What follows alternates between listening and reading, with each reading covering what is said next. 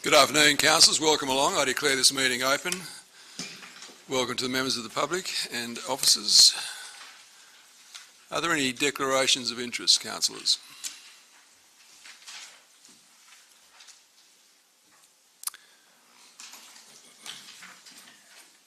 Confirmation of the previous minutes, 712. Councillor Cook moves. Councillor Brown seconds. All in favour? It's carried unanimously, thank you.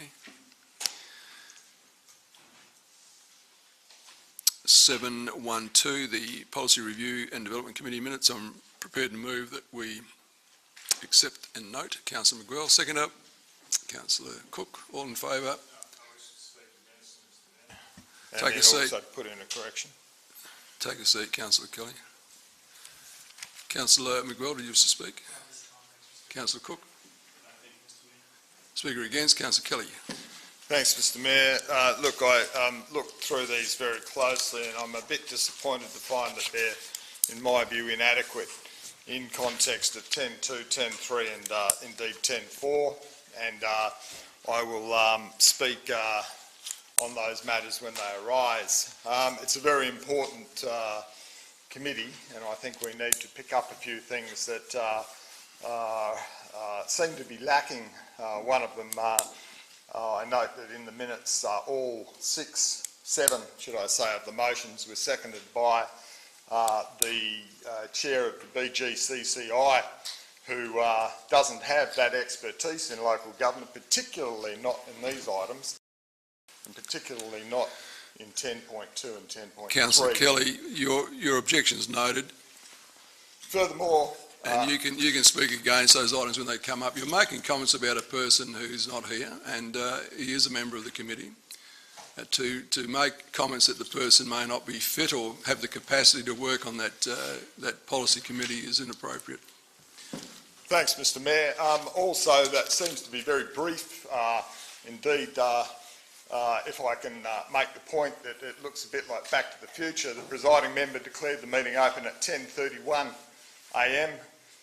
It's on page 3, and it closed at 10:16 a.m, 15 minutes prior. So I think we need to correct that before people vote on it. Thanks, Mr Mayor. That'll be corrected when the policy committee meets again. So at this stage, we're just receive, accepting and noting. All in favour? Please. So just on a couple of points we had there, there was an apology for that meeting.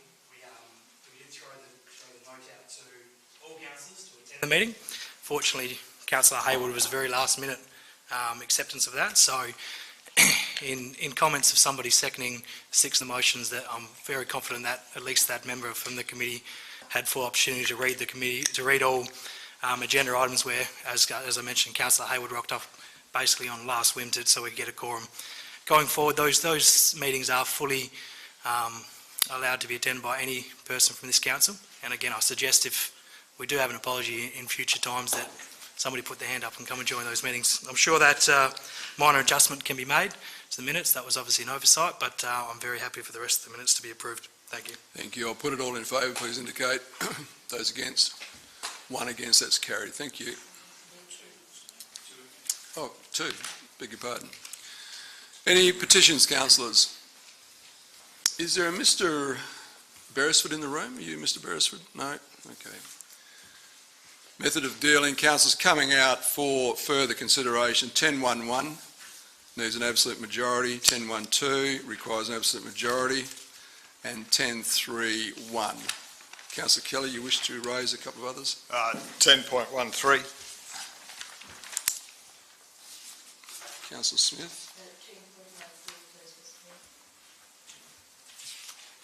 Can I have someone move the balance? Sorry, sir, 10-2-1.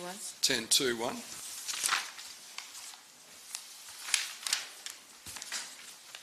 Any further?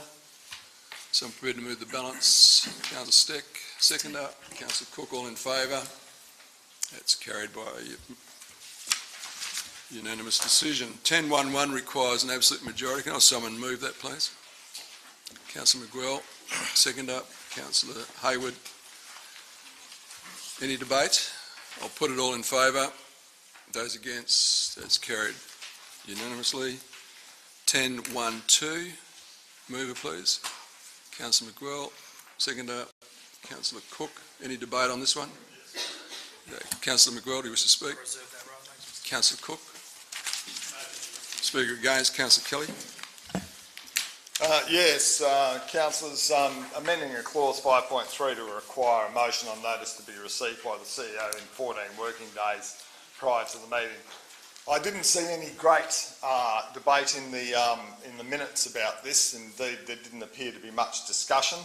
And I believe that in modern times, with modern communications, which most of us use, you do not need 14 days. This can be done simply by the use of the phone, the email, or alternatively a meeting with an individual who may have moved the motion on notice.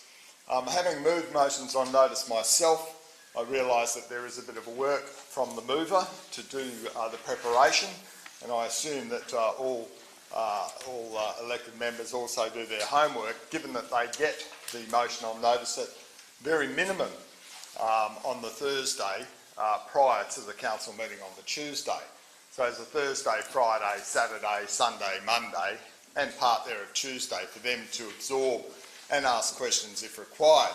I also know that you need to have it in for the agenda to be written up, and therefore there is an adequate time for the staff to actually go and look at what the elected member has proposed as a motion on notice, and to do their work as well. It's not rocket science. 14 days, I think, is what are we open for business? We don't need 14 days, and it's perfectly good the way it is. I think that by opening it up at 14 days, it's just putting another roadblock in front of EMs as they go about their business. So I don't intend to support this. I believe that we can stick with the status quo, and therefore I'm urging councillors to vote against the motion unless the Mayor wishes to take them individually, which you cannot do, I don't believe. No, so I'll be voting against it, and I urge other councillors to do so. It's eroding your ability to work. Speaker 4, Councillor McGuell. Councillor Hayward. Thanks very much, Mr Mayor. I just do want to speak for, it actually does make a lot of sense to have 14 days notice. So the issue is not about telecommunications or how quickly we get messages around. It's about good governance and about making sure that everybody's alerted as to what the potential policy that we might be about to pass in this chamber may be. And those potential policy matters affect stakeholders within our community, and they have the right to be informed with a good amount of time to make so that they can be part of that decision-making process as well. On top of that, our staff need to do some research often, and putting them under extra pressure to be able to pop it out in a shorter time it's not a process of good governance. It makes perfect sense. There's still the ability for people, of course, to bring an urgent motion, which is different to this, should there be a matter of urgency that needs to be dealt with. So the beauty about the 14 days is that we get the process right, we make sure that all of the people that need to know about it and get the opportunity to be part of it, and ultimately we will make better decisions. So I just urge you to support it. Thank you. Speaker against, Councillor Steele. I brought up my query about it last week when I was questioning about why staff have to have their input into our motions on notice anyway, because this is a forum for councillors to put their motions on notice in. And so I know that some councillors use staff to put their motions on notice, but it is a forum for us to actually do what we want in motions on notice, and I feel like it's wetting down our ability to work. Speaker 4, Councillor McGrail to close. Not too much more, thanks, Mr Mayor. I think Councillor Hayward summed it up pretty well. Just that last point on staff having their comments, it is the councillor's chance to make those motions. I do agree with that.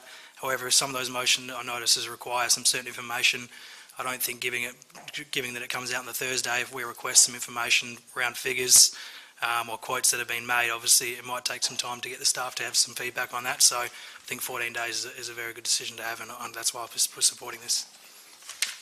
I'll put it all in favour, please indicate. Those against? That's carried by an absolute majority. So against it were Councillor Steck, McCleary, Steele, Kelly and Smith. Thank you. And the rest were for.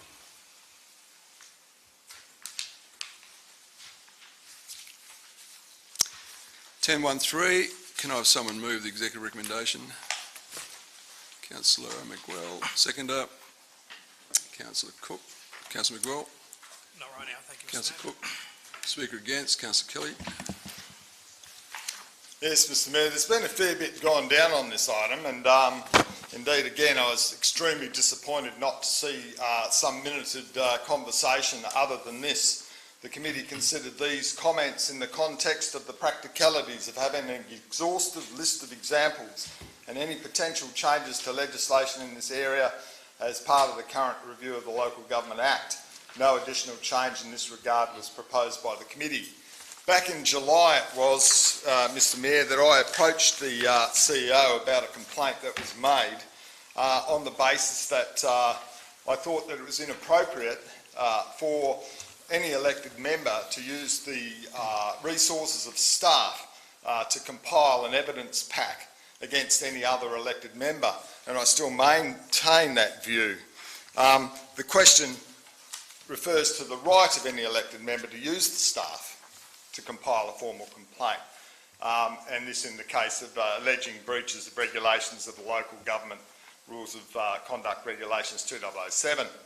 And I made that point because in any relationship between EMs and the staff, it doesn't go down well when staff are requested, and I use the word fishing, for particular evidence against an EM if a complaint has been made.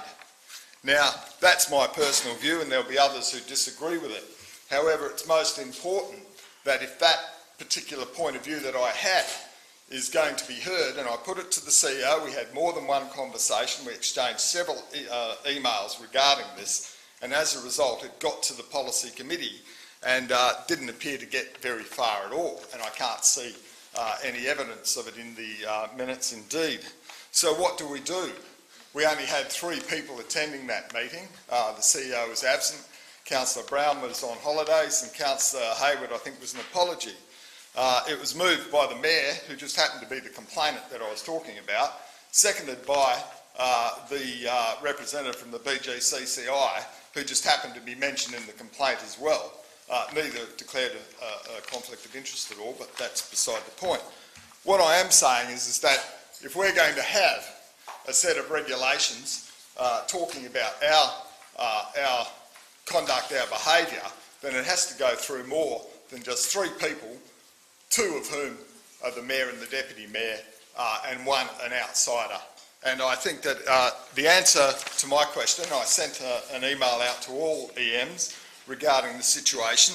They all got it back on the 5th of October.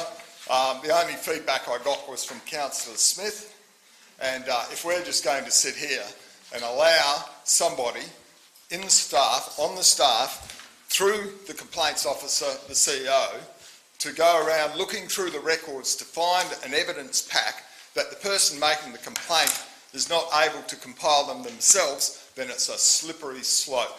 So I won't be supporting this, and I think if there's an alternative, if it goes down, if it's lost, then I think that we should refer it to a committee of council as a separate issue, not the policy committee, but anybody who is an elected member to discuss the issue. So I'm urging councillors to vote against this particular item 10.13 on the basis that I think we need to revisit it. A question, Councillor McCleary. I'm a little confused because I've gone to my appendices, RAC3. We're talking about entitlements. We're talking about 10.13.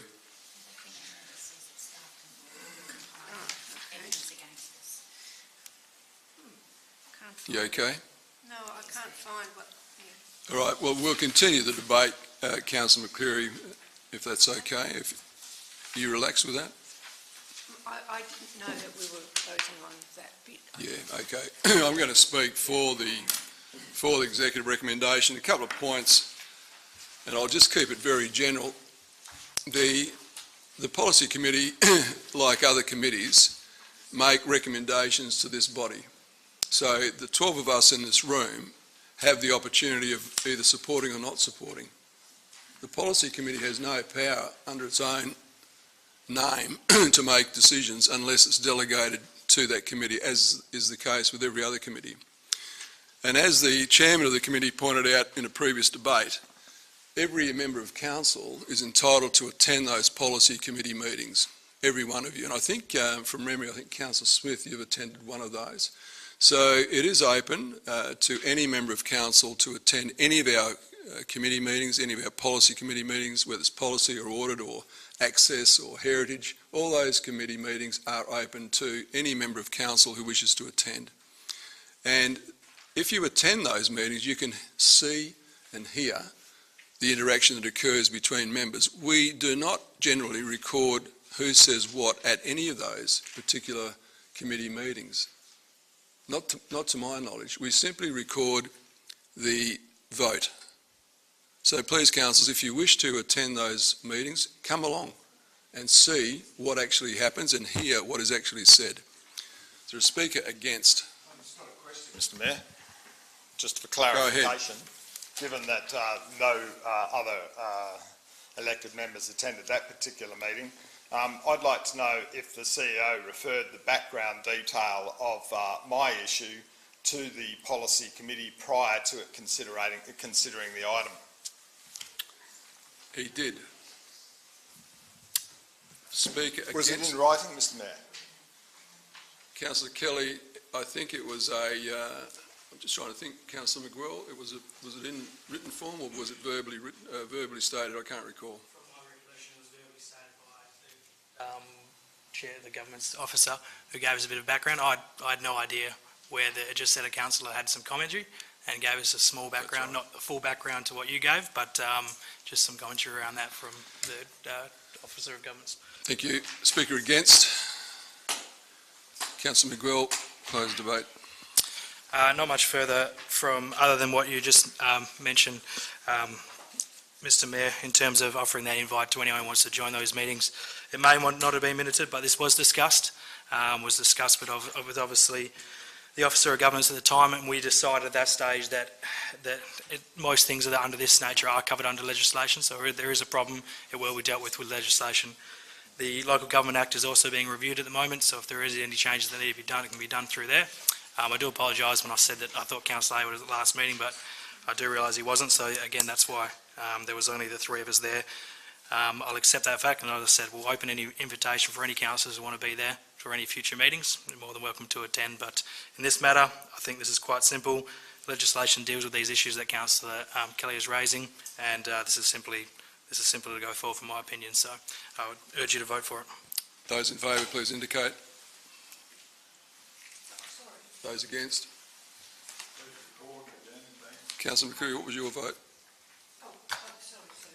You're against? Yes, sir. Right, so Councillor Steck, McCleary, Steele, Kelly and Smith against, and the rest were for. That's carried.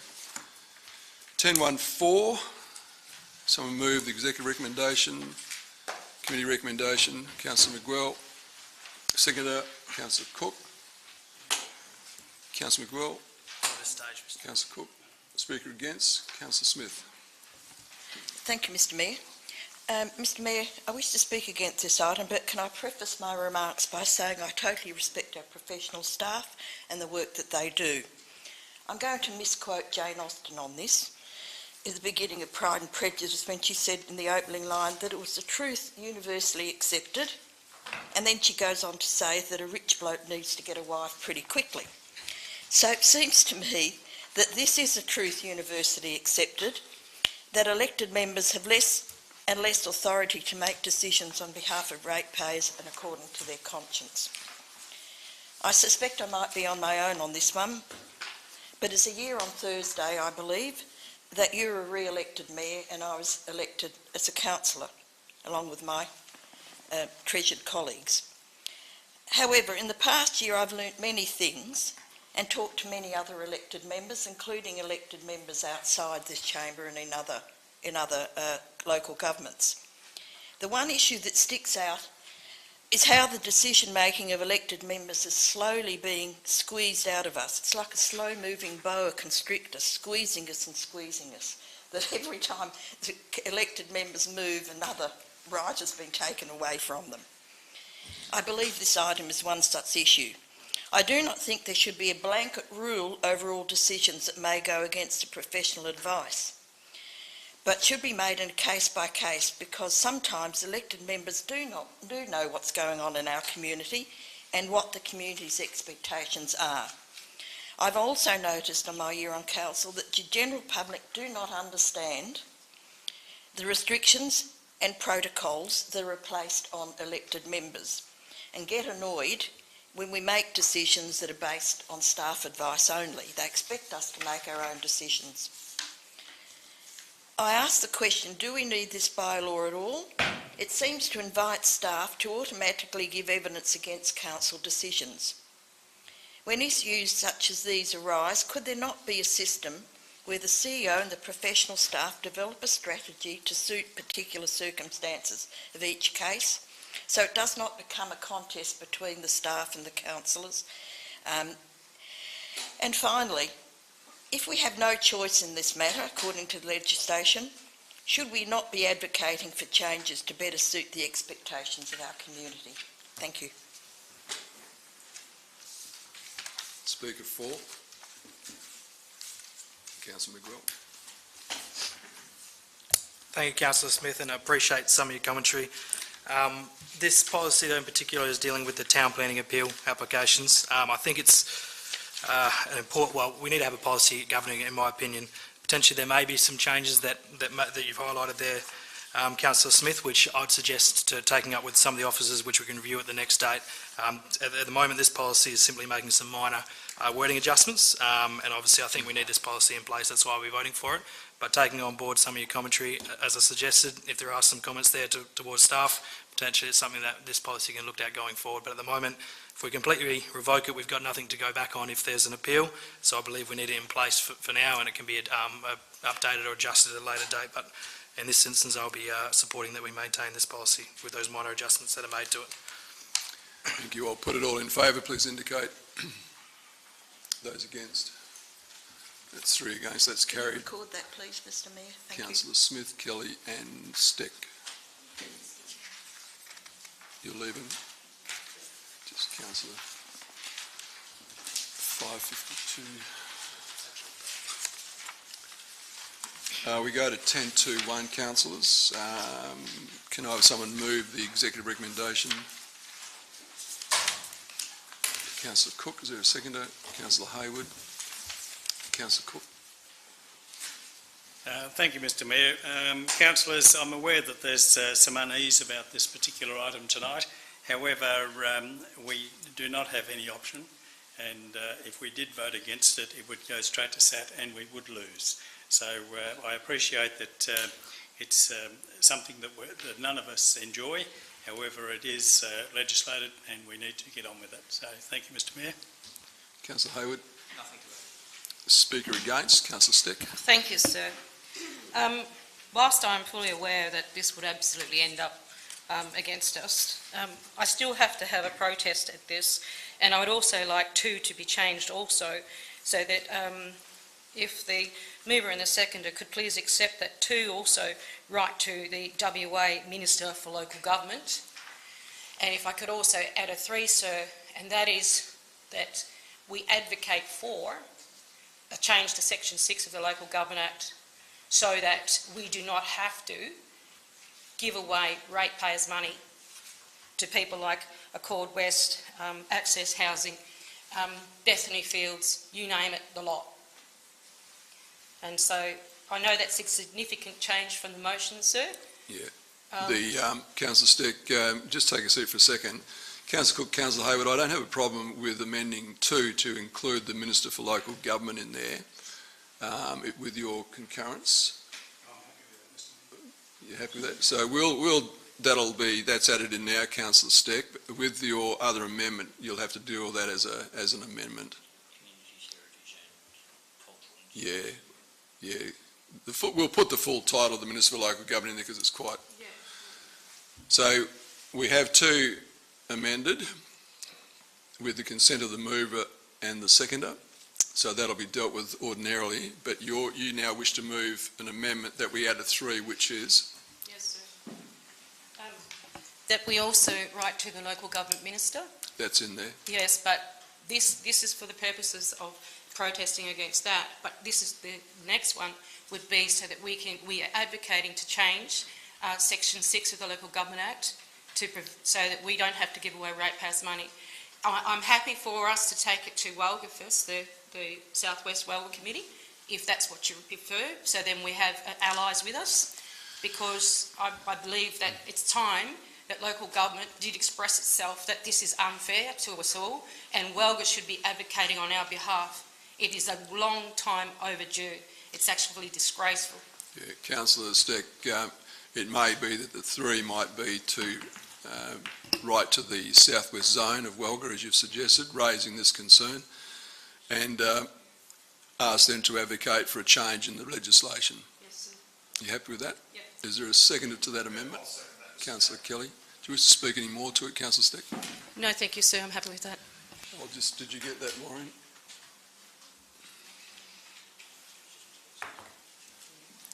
Councillor Kelly, do you wish to speak to that? I do, Mr Mayor. We haven't had a lot of success with the South West Local Government Association in recent years, but this is an admirable way of approaching the zone to advocate for change. I recall Councillor Jones now sunning herself in sunny Darwin, being on about this every year for the last 11 that I've sat here, and probably for the 13 prior to that, in that she always thought that it was unfair that an antiquated system of religion and others who are getting out of paying their fair share when they are still taking in a fair share of rent, she advocated that it should be changed. I know that this city has also been on about it for quite some time. Councillor Jones pushed it when she was here, and I think that Councillor Steck is quite right in bringing it up so that there are some voices somewhere to try and bring a little bit of modernity into the way local government goes about its rates collection.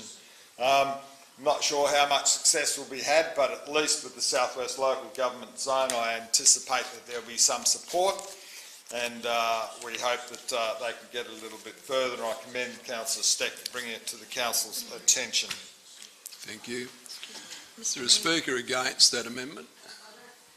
Speak, but could that not be also that instruct the member, the city's member on the South West Zone to bring this up at the next meeting rather than write as well? That'll happen automatically, Councillor Smith, so you'll carry that burden with you with great pleasure. Is there a speaker against this amendment? I'll put the amendment. All in favour? Those against? It's carried unanimously. So the amendment becomes part of the substantive motion.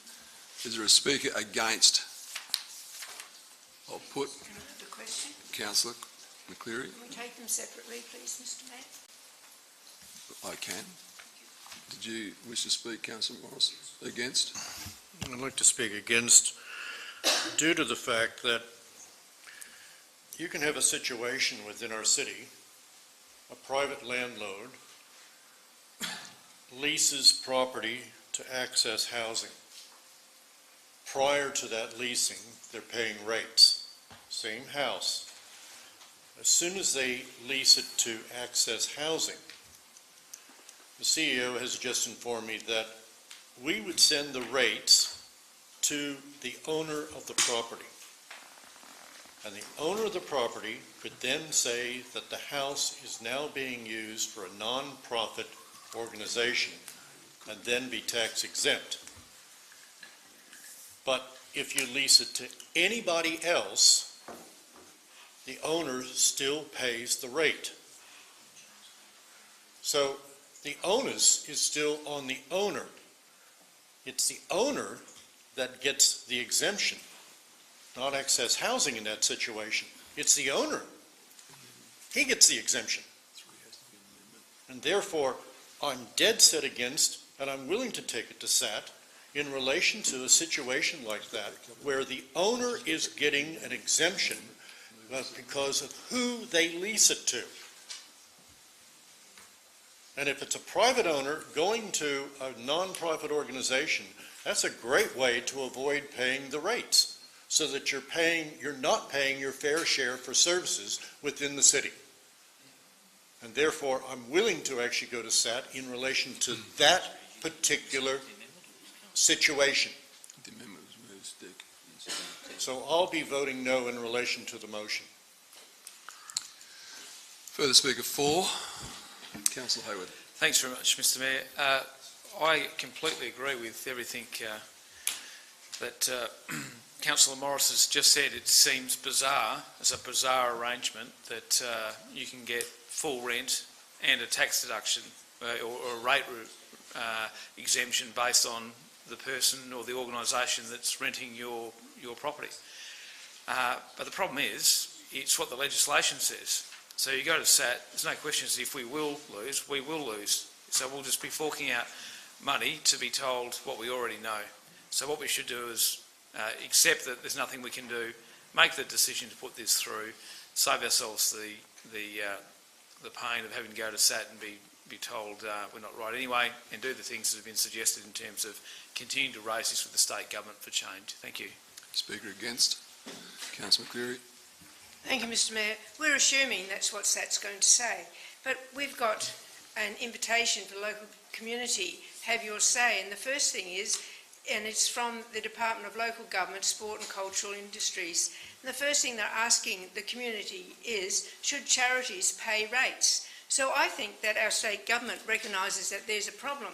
There's going to be a problem for our regional towns when we have such Accord West and Access Housing that is growing through the area. It is undermining our rate base. So I do believe that maybe, just maybe, SAT might think that perhaps it should go on hold and we may not get fined. They may decide to say that we'll shelve this decision until the state government have come up with a recommendation and perhaps even a change in the 6.26. So I'm definitely voting against this, because also I find that the Access Housing have asked that we go back to 2018, June, for them to not pay rates. So we've missed out 4 or 5 months of rates. So no, we're not doing it.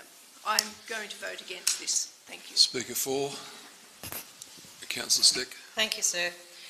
With the provisions of 3 and in additions to 2, I would urge all councillors to vote for this. This is not about anything of choice. This is an absolute must, because the Act clearly describes that they are rate exempt, clearly. We don't have a base to actually vote against this. So I'd urge all councillors to support this motion because of the strength of 3. Further speaker against, Councillor Kelly. Councillors, I think at some stage in the game, councils anywhere across the state need to stand up and do something. Show a bit of courage. You don't want to give in. I think that if one put a really good case about natural justice, the situation that Councillor Morris described would be an ample one. Why should somebody provide a house to a not-for-profit, get full rent for it, and then claim a rate exemption? At very minimum, that's unfair, and that's the sense of a fair go right around Australia. I mean, you can't do that, and if it's being done, then it has to change. And to make change, you've got to stand up and stand for something. I don't believe that because legislation says something, And if you're going to accept everything that you're told, well, that just shows a lack of acumen. I think what we need to do is show a little bit of courage. It might end up in SAT, it may do, but it's going to put some focus on this. And if at very minimum, we get to change the legislation that relates to the situation that Councillor Morris was outlining, well then that's a win. But to sit back and say, oh, we can't do anything, oh, whoops, sorry, no, bad luck, well that's just not good enough at any level of governance. I'll join Councillor McCleary and Councillor Morris and vote against the executive recommendation and take it to the next plateau. In actual fact, seeing they're being taken separately, Mr Mayor, I will vote for 2 and 3 because that does take it further. I'm only going to vote against number 1, which is to grant this rate exemption, and let's take them on. I'll speak for. Look, interesting words being spoken tonight. We are responsible for our community, and that includes spending money at SAT when we know we're going to lose. There's a lot of history about local governments appealing to SAT about non-rateable properties, and I think 100% of them have failed. I'm not sure if that's correct, but I'm pretty sure it's a very high failure rate. So my position is, I know with a fair degree of certainty this will fail, and I don't want to spend any more of the City of Bunbury's money doing a SAT when we know that it's not going to work. And whatever number that might be, $10,000, $20,000, that's money I'm not prepared to spend on behalf of our community chasing this, which I think will fail. There's a speaker for, another speaker for. Councillor Cook to close. Thank you, Mayor. Not a lot. I'm not frightened of SAT. Councillor Kelly and I have gone before SAT and we've lost. I do just want to clarify one thing though. There was a bit of talk about not-for-profit. The correct terminology, as Councillor McCleary mentioned, is charitable organisations. So this doesn't apply just because they're a not-for-profit organisation. Councillors, I would urge you to support the motion and accept this on the chin. The public consultation period that Councillor McCleary was talking about is fantastic. However, even if we do succeed in being heard, it would take years and years to get a change. And in the meantime, we're exposed and have to contend with this issue tonight. Thank you. Thank you. I'll put number 1, all in favour, please indicate. Those against. That's 3 against, that's carried. Number 2, all those in favour, please indicate. Those against, that's carried unanimously. Number 3, all those in favour, please indicate. Those against, that's carried unanimously. Thank you. 10.3.1. Can someone move the recommendation, please? Councillor Steck, seconder. Councillor Hayward. Councillor Steck, do you wish to speak? Councillor Hayward. Speaker against? Councillor Warnock, you indicated you wanted to move an amendment. Now's a good time. So am I speaking for or against? You're moving your amendment. Just not sure what I meant to do here. Am I able to speak to the whole? Just move your amendment. Okay. So I'd like to move a number 3, that we request the Chief Executive Officer to conduct a workshop with elected members by the end of 2018 to discuss the City's workforce plan with an emphasis on current and proposed resourcing in the area of communication and engagement. Is there a seconder to that amendment? Councillor Cook. Go ahead, Councillor Warnock. Am I able to speak to the whole? Yes. Thanks, Mr Mayor. So it is disappointing, but it's not entirely unexpected, that at the 6-month review point there's been little progress in implementing the recommendations from the Communications and Engagement Strategy following the Council's motion back in April.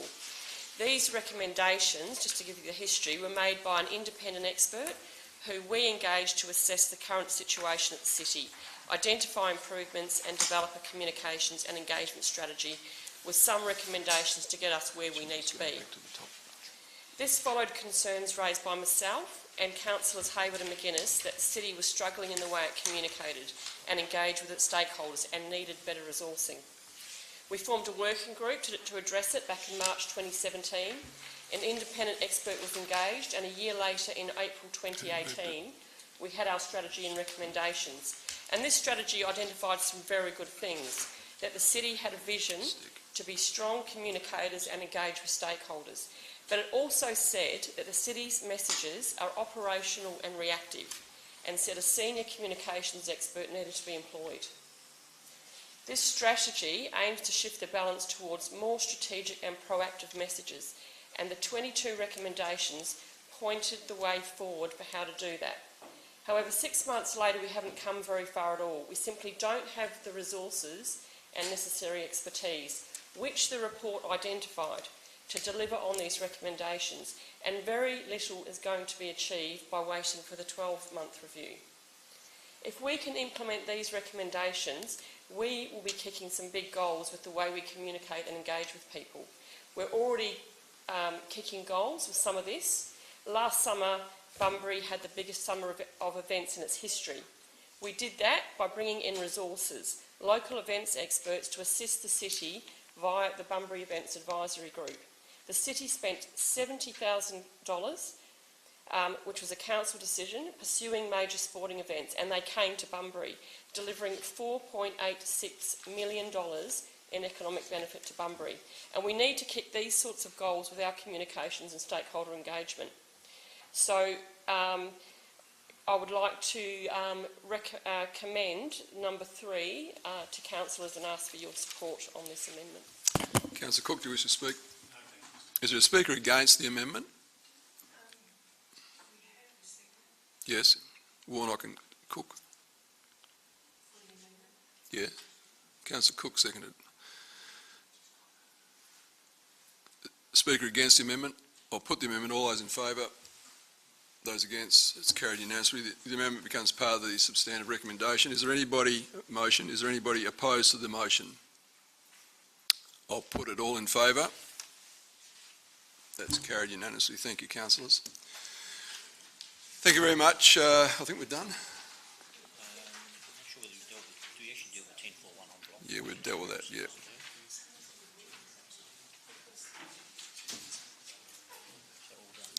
Thank you, councillors. I declare this meeting closed at 6:11 p.m. Thanks, members of the staff, and thank you, members of the public.